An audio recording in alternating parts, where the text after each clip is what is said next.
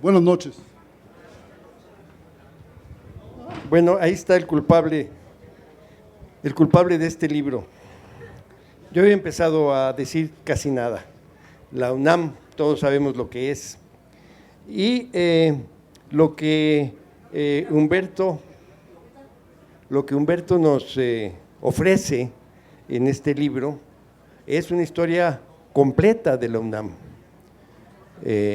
Una historia que, bueno, ustedes saben, como UNAM propiamente existe solamente desde 1929, pero sus raíces van a toda la colonia, desde el periodo colonial.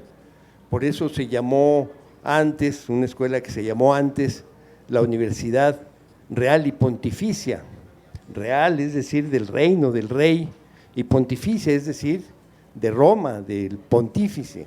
Entonces es una historia bien larga, un poco laberíntica, sobre todo en ese periodo colonial, de cómo hay avances, cómo se funda, cómo se discute, cuántos alumnos participan, cuáles son las reglas, todo eso lo cuenta con bastante detalle Humberto en este libro.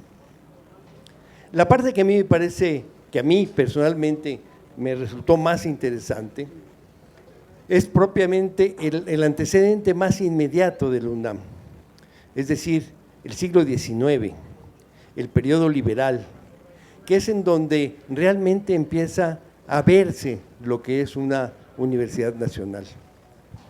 Y en particular, no voy a hablar de todo eso, ahorita Humberto nos platicará de todo el trabajo de hacer este libro, pero en particular me atrajo la parte que se refiere a los movimientos universitarios, estudiantiles del siglo XIX, porque todos, no todos, pero sabemos y hablamos mucho del movimiento estudiantil de 1968, hablamos del movimiento del 85, del CEU, cuyos participantes ahora son gente muy reconocida como nuestra jefa de gobierno, y también sabemos de ese otro movimiento del año 2000 que fue un poco traumático, y luego sabemos de un movimiento estudiantil muy amplio que se llamó Yo Soy 132, que nació en la Universidad Iberoamericana en 2012, que fue un movimiento bien importante, etcétera. Pero resulta que en el siglo XIX hay antecedentes, movimientos estudiantiles bien importantes y bien interesantes. En 1982, en 1984, en 1985, hay movilizaciones de los estudiantes por demandas a veces relacionadas directamente con la universidad, pero a veces relacionadas con la política. Y eso lo cuenta muy bien, de manera muy elocuente, Humberto en este libro. Esos movimientos del siglo XIX, movimientos estudiantiles, que desde luego son parte formativa de la universidad. Y luego el movimiento quizá que a mí más me llamó la atención, uno del que por cierto participó Flores Magón en 1992, que aquí anduvieron en la Alameda manifestándose y enfrentando a la policía, porque todos esos movimientos fueron reprimidos por la policía en ese caso porfirista, en el 82 por la policía del presidente, ¿cómo se llama? Manuel González, ¿no? Que es el compadre de Porfirio Díaz, que fue presidente un periodo en medio, y también era absolutamente represivo. Entonces fueron movimientos importantes, políticamente muy activos, que tuvieron influencia incluso en la Cámara de Diputados, que entonces estaba aquí en Donceles.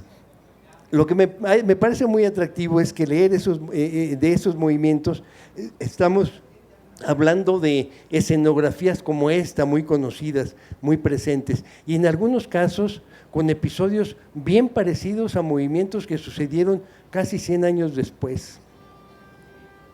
Relata una reacción a un movimiento popular grande, ese en el que participó Flores Magón, en donde el gobierno responde con una manifestación supuestamente de apoyo al gobierno, y dice Musacchio, es muy parecido a otra manifestación, la manifestación que se hizo en el 68 para el desagravio de la bandera, en donde hubo acarreados burócratas, y ese mitin que era para desagraviar la bandera y en contra del movimiento, acabó siendo un mitin de apoyo al movimiento.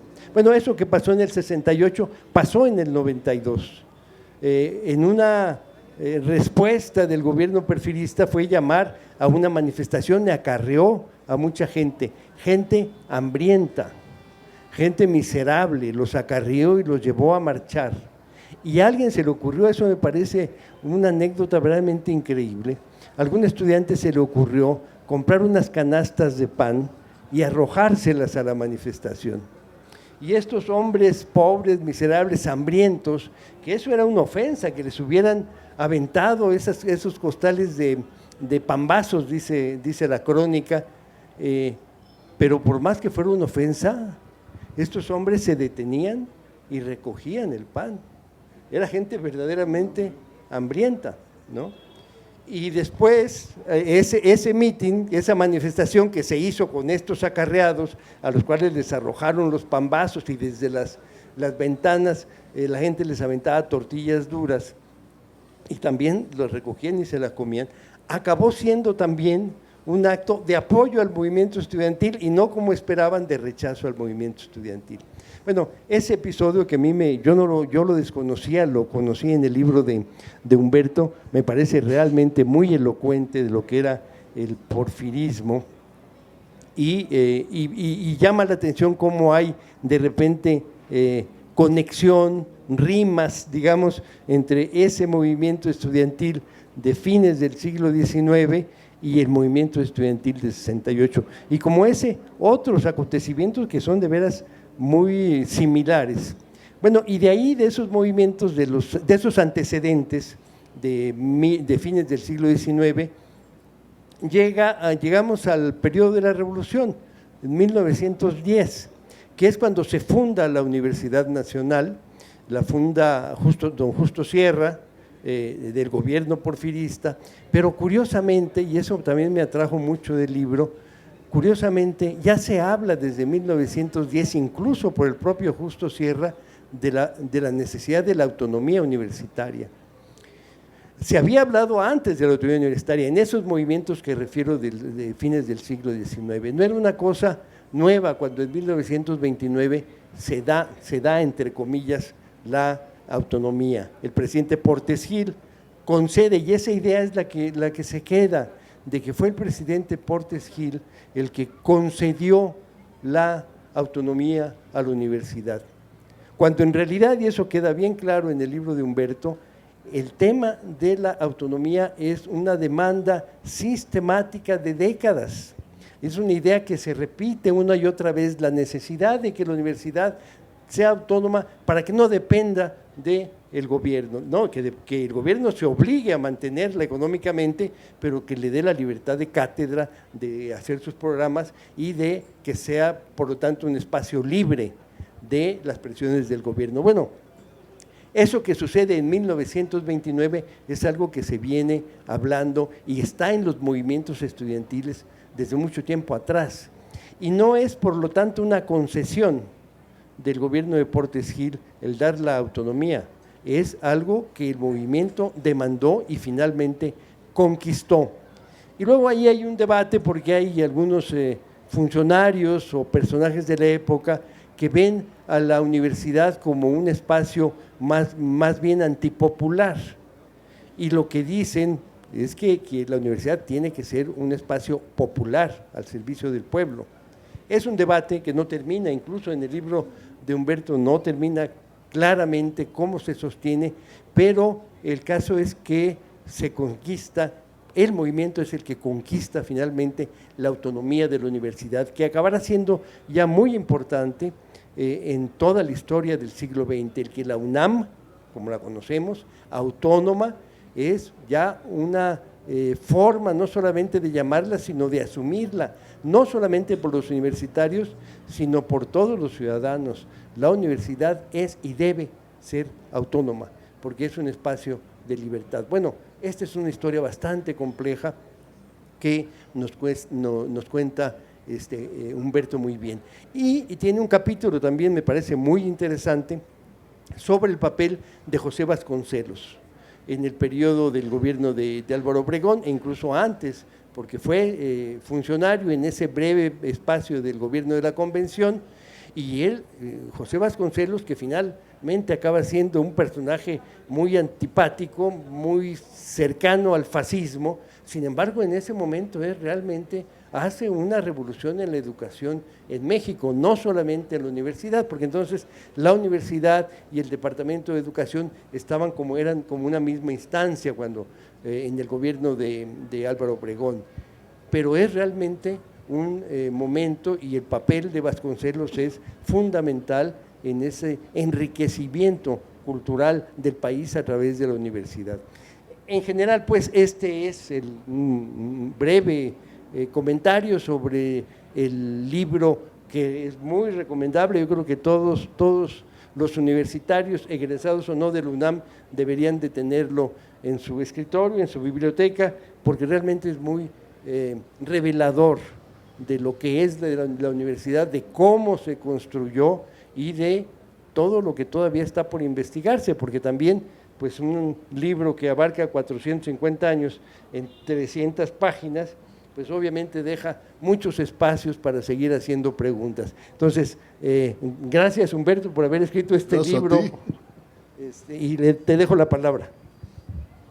Bueno, yo escuché hablar de la Real y Pontificia Universidad de México cuando era estudiante, y a los fósiles, los que tenían ya más años de los que llevaban una carrera, les decíamos en broma que tenían credencial de la Real y Pontificia Universidad, pero bueno, hasta ahí llegaba mi conocimiento de la Real y Pontificia, no más.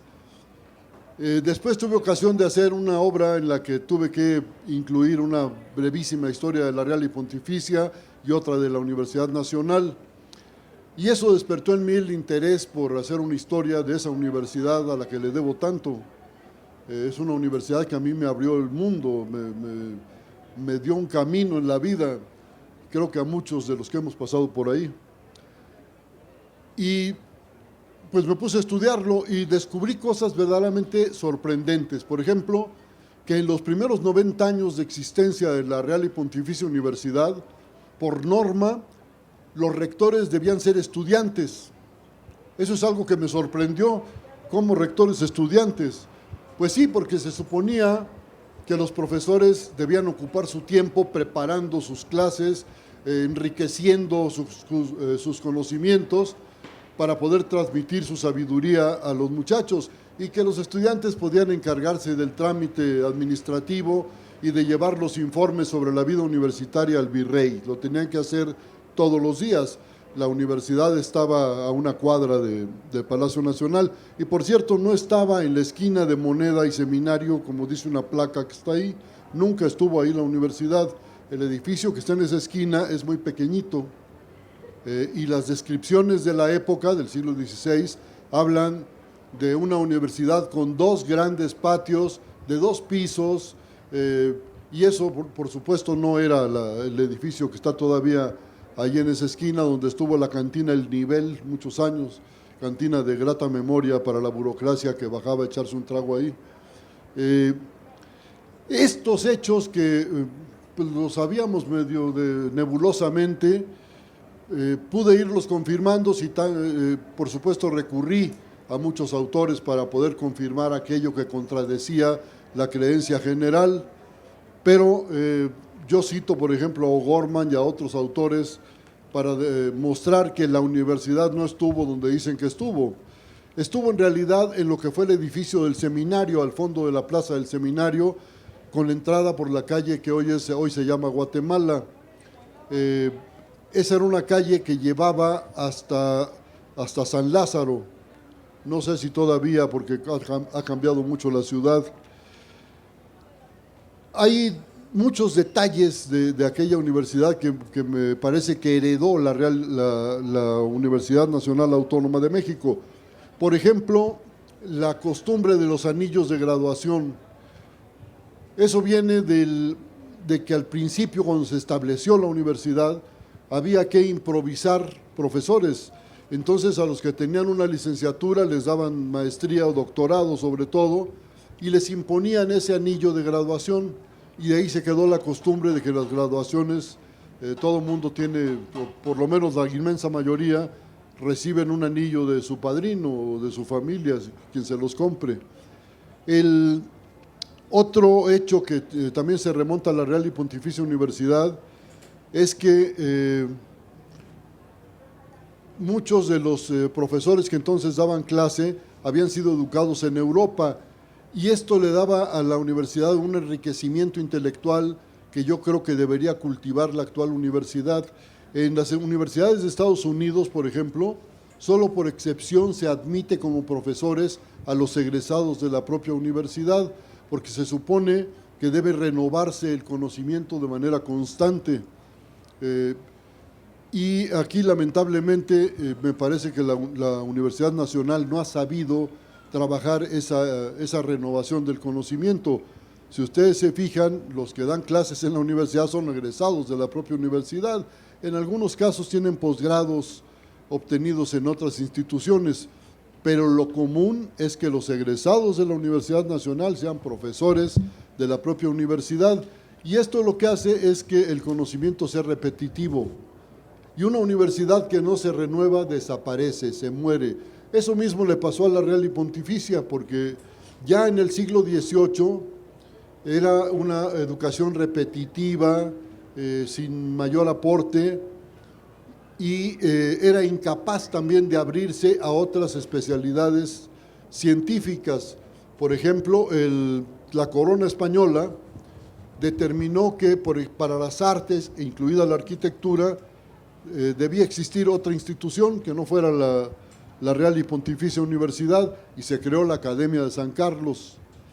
En el caso de las especialidades técnicas que no existían en la Real y Pontificia Universidad, se creó el Colegio de Minas, la Escuela de Minería. Y la medicina, que fue siempre el patito feo de la Real y Pontificia Universidad, sufrió mucho. No nació con la universidad, nació años después esa facultad. Y las anatomías se trabajan con cuerpos desnudos, de hombres o de mujeres, y había un retraso de años en las anatomías, y la razón de que las hubiera era que al trabajar con cuerpos desnudos, pues eso causaba cierto malestar en los profesores, que eran casi todos de una u otra orden religiosa. Entonces, poner a los religiosos en contacto con cuerpos desnudos pues parecía pecaminoso, ¿no? Entonces hubo un retraso permanente en lo que se refiere a las anatomías, y ya en el siglo XVIII se creó el Colegio de Cirugía para subsanar esta deficiencia de la educación universitaria. Estas instituciones, posteriormente el Colegio de Cirugía se fusionó con la Facultad de Medicina, después se separó de la universidad desde el gobierno de Gómez Farías, y ya no volvió a integrarse a la universidad hasta la creación de la Universidad Nacional en 1910. Lo mismo sucedió con la Academia de San Carlos, funcionó por su lado hasta que se creó la Universidad Nacional Autónoma, que no fue autónoma desde el principio, como ya lo dijo Paco, en 1910. El Colegio de Minas se convirtió en Escuela de Ingeniería, posteriormente facultad, y se integró a la universidad en 1910, o sea, con mucho retraso en lo que se refiere a la vida universitaria. Pasó por una gran cantidad de vicisitudes la Real y Pontificia Universidad. Hubo movimientos estudiantiles, por ejemplo, se impedía la entrada de la policía al recinto universitario. El recinto universitario estaba precisamente atrás de donde hoy está la Suprema Corte de Justicia, y se impedía porque la universidad era un gremio medieval, y los gremios tenían ciertos privilegios. Por ejemplo, en el caso de la universidad, el rector era la autoridad para aplicar penas por ciertos delitos, no por los delitos de sangre, que eso los debía juzgar la autoridad civil. Pero en ese caso, la policía no podía entrar a la universidad si no había un permiso expreso del rector. Y ustedes me dirán, bueno, pues eso era medio ridículo, pues será el sereno, pero el hecho es que hasta hoy los universitarios nos negamos, nos oponemos a que entre la policía a los recintos universitarios. Ese es algo que viene desde la colonia. Hoy, por ejemplo, la autonomía universitaria no implica extraterritorialidad. La autoridad civil tiene derecho constitucionalmente a intervenir en la universidad, a entrar, perdón.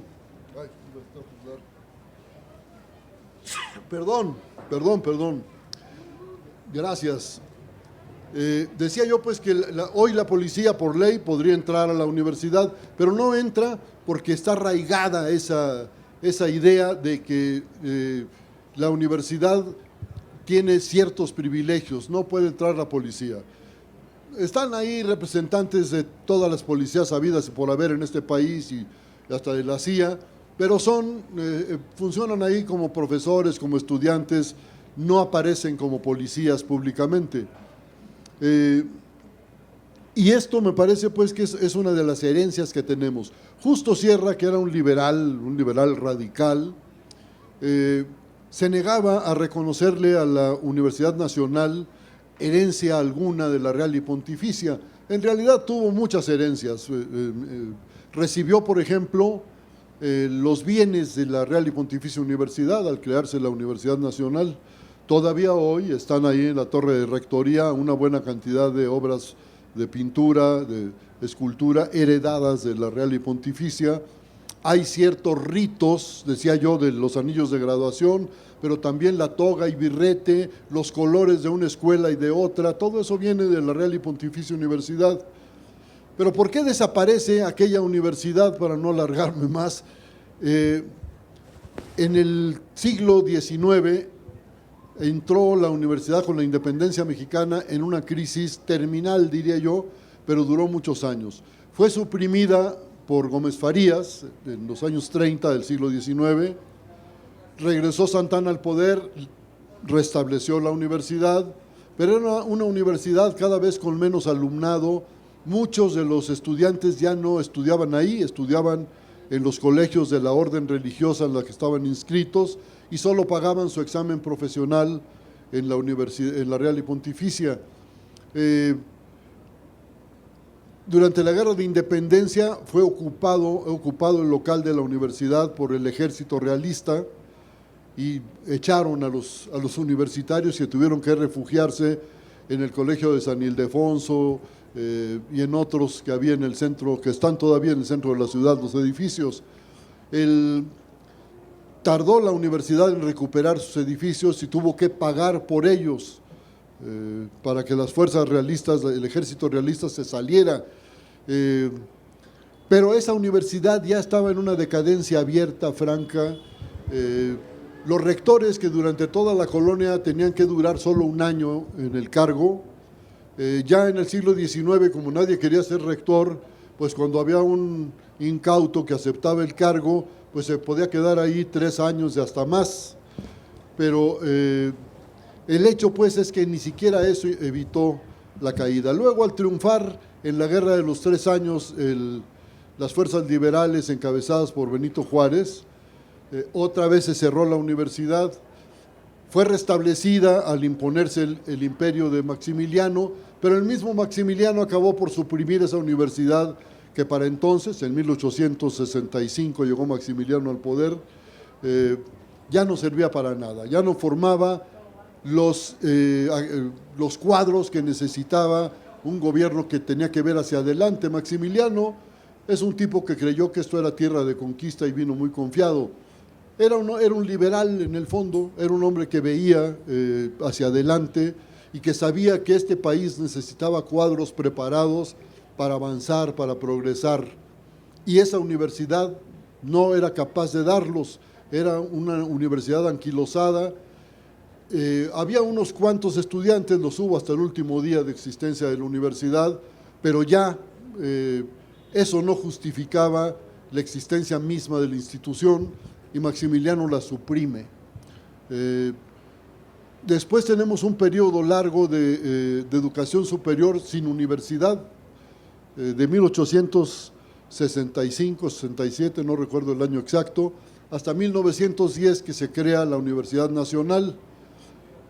En el caso de la Universidad Nacional, Justo Sierra ya desde el siglo XIX había pugnado por la creación de una universidad, pero no tuvo éxito. Era tan bajo el prestigio, o mejor dicho, era tan grande el desprestigio de la Real y Pontificia para entonces, que la idea misma de universidad no cuadraba con los intereses de los gobiernos, ni liberales ni conservadores. Además, al lograrse la independencia de México, se abrieron colegios en varios estados de la República en los que se impartían licenciaturas. Entonces, eso hacía menos necesaria la universidad, la Real y Pontificia Universidad, y por supuesto, ya en el periodo sin universidad, pues se veía como algo superfluo restablecer una institución de ese carácter. Pero Justo Sierra, que era un hombre que veía hacia adelante, que era un verdadero estadista, consideraba que era necesario contar con una institución de educación superior. ¿Y por qué? Porque durante los años en los que no hubo universidad, las escuelas funcionaban de manera independiente, y una universidad necesita del entrecruzamiento de saberes, de la nutrición que da una especialidad a otra. Y eso solo lo tiene una universidad, donde hay muchas escuelas que se intercomunican, que conviven en un mismo espacio con frecuencia, y por supuesto eso lo pensaba Justo Sierra, y por eso pugnó por la creación de la Universidad Nacional, a lo que accedió finalmente Porfirio Díaz, y de esa manera se crea la universidad con varias escuelas que ya estaban ahí, pero lo que hace Justo Sierra es reunirlas. Incluso inicialmente en la universidad estaban la Normal Superior, la escuela normal que prepara maestros de primaria, y otras instituciones que con el tiempo se fueron separando de la universidad. Lamentablemente, la Universidad Nacional se crea en 1910 y semanas después, 2 o 3 meses después, estalla la Revolución Mexicana. Y la universidad fue vista durante sus primeros 10 años de vida como lo que hoy llamaríamos una institución fifí para las clases altas del porfiriato, porque ahí se iban lógicamente los que podían pagarse una educación superior. Por eso había ese desprecio de los revolucionarios hacia la universidad.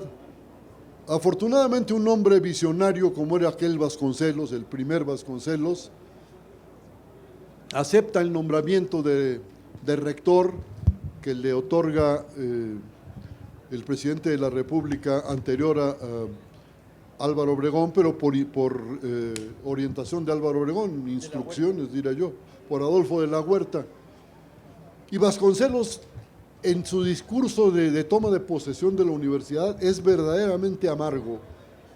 Habla de una institución en ruinas que recibe los restos de una institución, etcétera, y se propone levantarla. Y se propone levantarla no solo para la educación superior. Para él, la universidad debía ser una especie de institución de gran aliento para las clases populares. Y lo primero que hace, antes de empezar las clases, es llamar a los universitarios, hombres y mujeres había muy pocas, pero también llama a mujeres que estaban fuera de la universidad, a participar en una campaña de alfabetización. Y salen los universitarios en masa a alfabetizar. Van a los barrios pobres, van a los pueblos cercanos, van al campo a alfabetizar. Así nace la Universidad Vasconcelista. Después Vasconcelos entiende que solo la universidad no basta para la educación superior. Como muchos de ustedes sabrán, Venustiano Carranza suprimió la Secretaría de Instrucción Pública que venía desde el Porfiriato y dijo que cada estado de la República se encargara de la educación, sobre todo primaria, secundaria. Pero pues aquello fue un fracaso, no había una guía unificada para impulsar el estudio desde los primeros niveles. Y Vasconcelos lo que se propuso fue crear una Secretaría de Educación que fuera la rectora de la educación en México. Y así consigue que Álvaro Obregón, ya presidente, le autorice la creación de la Secretaría de Educación Pública. Y no solo eso, México en ese momento era un país muy pobre, devastado por más de 15 años de guerras civiles. No había dinero en el gobierno, había muy poco, y sin embargo Álvaro Obregón le da a Vasconcelos lo que pide. Y Vasconcelos toma el edificio de una orden religiosa, la Orden de las Madres de la Enseñanza. El Templo de la Enseñanza todavía existe, es un templo hermosísimo que está en la calle de Donceles. Y Vasconcelos restaura el convento de la Enseñanza y ahí instala la Secretaría de Educación Pública. Si ustedes visitan la Secretaría de Educación Pública, donde por cierto están los murales que también ordenó Vasconcelos que se hicieran, verán que es un edificio bellísimo, de los más bellos que tenemos en el centro histórico, decorado además por personajazos como Diego Rivera, Siqueiros y otros grandes artistas. Ese es el Vasconcelos de los años 20, de los primeros años 20. El hombre que levanta la universidad, crea la Secretaría de Educación y le da rumbo, destino a la educación universitaria. De ahí salen los cuadros que necesitaba el nuevo gobierno, el gobierno revolucionario, para levantar a un país devastado por la guerra civil. Y efectivamente lo consigue. No lo consigue fácilmente, pero Vasconcelos era un hombre bastante terco y hace avanzar a la universidad y avanzar sus proyectos contra viento y marea. Álvaro Obregón lo apoyó siempre, hay que decirlo claramente, porque Álvaro Obregón quizá no fuera un hombre no tenía altos estudios, desde luego, pero era un hombre inteligente y culto. Era un hombre que tenía lecturas, podía recitar poemas enteros, y autorizó a Vasconcelos a traer a grandes personajes de la educación de otros países, entre otros a Gabriela Mistral, que vivió aquí en México varios años. Ese Vasconcelos de la primera hora, les decía, levantó a la universidad, enfrentó huelgas, hubo una huelga en la preparatoria y entró Vasconcelos a la preparatoria, entró a la dirección y se sentó en el escritorio del director, como diciendo, ahora yo soy el director y el que tenga algo contra la escuela, dígamelo a mí. Y la huelga se acabó. Era un hombre con una voluntad de hierro, hay que decirlo, hay que reconocerlo. Es el mismo Vasconcelos que en 1929 es candidato presidencial, en condiciones absolutamente adversas, y sin embargo logra atraer a grandes masas, sobre todo a la juventud estudiosa de aquellos tiempos. Portes Gil efectivamente le concede la autonomía universitaria a la universidad, pero con la idea de apaciguar la rebeldía universitaria, pero le salió el tiro por la culata porque se aceptó la autonomía, una autonomía bastante limitada, hay que decirlo, pero esos estudiantes se incorporaron a la campaña de Vasconcelos, a la campaña presidencial, que como ustedes saben, pues el gobierno controlaba todo, como aquí ocurrió con el PRI, y por supuesto ganaban sus candidatos. Vasconcelos fue derrotado, pero siguió en la pelea. Todavía en los años 30 lo vemos participar en congresos internacionales en Europa, asistir como conferencista a varias universidades de Estados Unidos, y continúa con su labor como educador, el gran educador que fue. Lamentablemente, en la segunda mitad de los años 30, empieza a simpatizar con las potencias nazifascistas, Italia, Japón y sobre todo Alemania. La embajada alemana de la Alemania nazi le paga una revista, la revista Timón, simpatizante por supuesto de Hitler y compañía, y Vasconcelos se mete de lleno en ese rumbo que lo llevó al fracaso, porque México rompió con Alemania en 1941, si no estoy equivocado, 42, y Vasconcelos se quedó en el aire. Le cerraron la revista Timón y tuvo que aceptar irse al desempleo. Lo rescata el que era rector de la universidad y le da la dirección de la Biblioteca Nacional. Después lo llama el gobierno de Ávila Camacho y le encarga formar una nueva biblioteca, que es la Biblioteca México. Vasconcelos pasa a ser director de la Biblioteca México, la que está en la Ciudadela.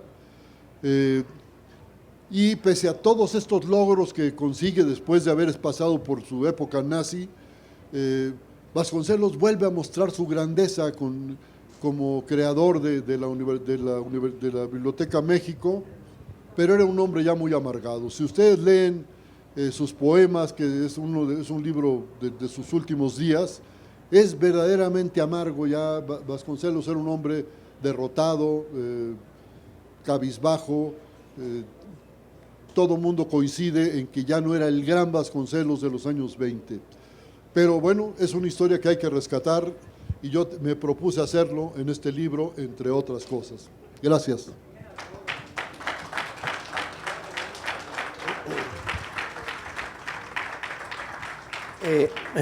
Mencionaste, Humberto, el tema de las mujeres en la universidad, que creo que es un tema bien importante. Ahorita estaba buscando el dato y no lo encontré, pero en 1910, cuando había un número del orden de los 4,000 alumnos, de esos 4,000 alumnos, 45 eran alumnas. Y eso ya era un avance extraordinario, porque unos años antes había, me parece, 4 mujeres estudiantes. Y por cierto, ninguna en medicina, porque por lo mismo que dijo Humberto, era imposible pensar que una mujer estuviera enfrente de un cuerpo desnudo. Yo pongo el caso de la primera médica que hubo en México, que tenía que esperarla a su mamá en la puerta de la escuela para que no le faltaran al respeto, porque en la carrera de medicina se practica con cadáveres desnudos, y eso era impropio para una mujer. Entonces, la primera mujer médico es de los años 90 del siglo XIX. Y bueno, entonces desde el siglo XIX, de principios del siglo XX hasta el año 2000, hay un cambio radical. Hoy en la UNAM, yo creo que la mayoría son mujeres, por lo menos el 50%, pero me parece que la mayoría son mujeres. 52% entiendo, ¿no? 52%. Es una transformación en un siglo extraordinaria. Por algo Monsiváis decía, el siglo XX fue el siglo de la mujer. Bueno, todavía hay muchas cosas que no se han logrado, pero ese dato es muy elocuente. Y en las universidades mexicanas, las universidades públicas de México, ya la matrícula femenina es mayor que la masculina. Una de las causas que se manejan por ahí es que con la crisis, pues las familias mandan a los jóvenes a trabajar, a los varones. Y las mujeres, bueno, pues que vayan a la escuela mientras se casan, ¿no? Es más o menos la idea que existe por ahí. Y eso también contribuye a que la matrícula femenina sea mayor. Bueno, eso se decía, cuando tú y yo estábamos en la universidad, eso se decía, que en ciertas facultades las mujeres se iban a estudiar nomás mientras se casaban, lo cual era una verdadera ofensa, porque había compañeras que eran geniales, eran extraordinarios estudiantes, pero sí, eso se decía. Creo que eso ha cambiado. Yo creo que ahora una mujer que va a la escuela, a una escuela superior con el apoyo de su familia, se espera no que se case, sino que sea una profesionista. Claro, incluso hemos tenido algunas muy brillantes. Ifigenia Martínez fue directora de la Escuela de Economía donde estuvimos nosotros. La madre de Claudia Sheinbaum fue directora de la Facultad de Ciencias y candidata a rectora. No sé si fue la primera. No sé. No ha habido ninguna rectora, pero las candidatas a rectora son contadísimas. No creo que lleguen a 5. Y una de ellas fue la madre de Claudia Sheinbaum. Y entonces el tema de la historia de la universidad y la historia de la mujer, del movimiento feminista o de la liberación femenina, creo que van en paralelo. Y creo que, por ejemplo, uno de los momentos estelares de esa lucha de las mujeres es el 68, en donde dieron un salto, quizá no a nivel nacional, pero en la universidad, en los espacios universitarios, hubo una transformación en el trato a la mujer y en la relación de las mujeres y los hombres, y de las mujeres y los maestros, que incluso antes del 68 había una misoginia de parte de los maestros que se manifestaba abiertamente y nadie decía nada. Entonces hay una gran transformación en el siglo XX y en particular en la universidad. Quizá Paco recuerde que en el movimiento hubo una huelga en 1966 por la reforma universitaria, donde yo era estudiante de prepa y conseguimos el pase automático a las escuelas profesionales. En ese movimiento participaron mujeres, pero eran una minoría.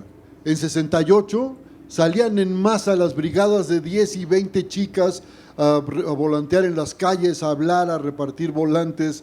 Bueno, eso a mí me pareció siempre muy estimulante, ¿no? Me parece que el trato de iguales nos hace mejores a todos. No, y no solo eso, Humberto, sino que se podían quedar de guardia las 24 horas, cosa que era antes impensable, que una mujer durmiera fuera de su casa, era algo impensable, y se quedaban en las escuelas haciendo como todos los demás los trabajos del movimiento.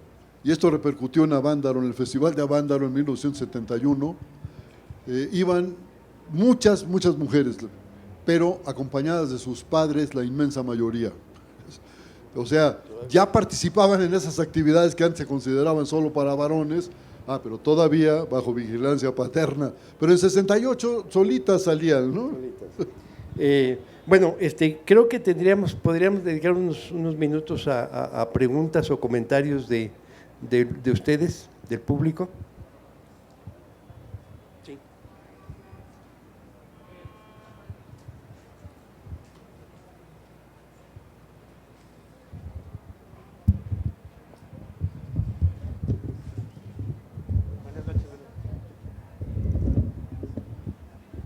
Buenas noches, muchas gracias por la plática. Me gustaría preguntarle si pudiera ahondar un poco en este periodo en que se suprimió la universidad, en este periodo de Gómez Farías.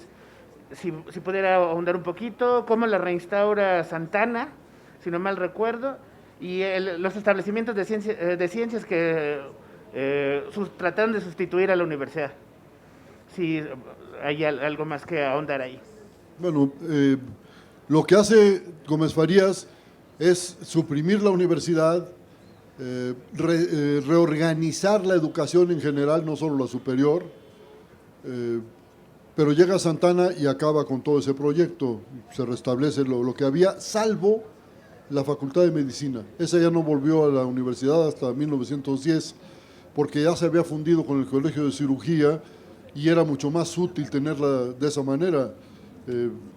Trabajaban mucho las anatomías en el Hospital de Jesús, que todavía existe. No sé si eso responde a tu pregunta. ¿Sí?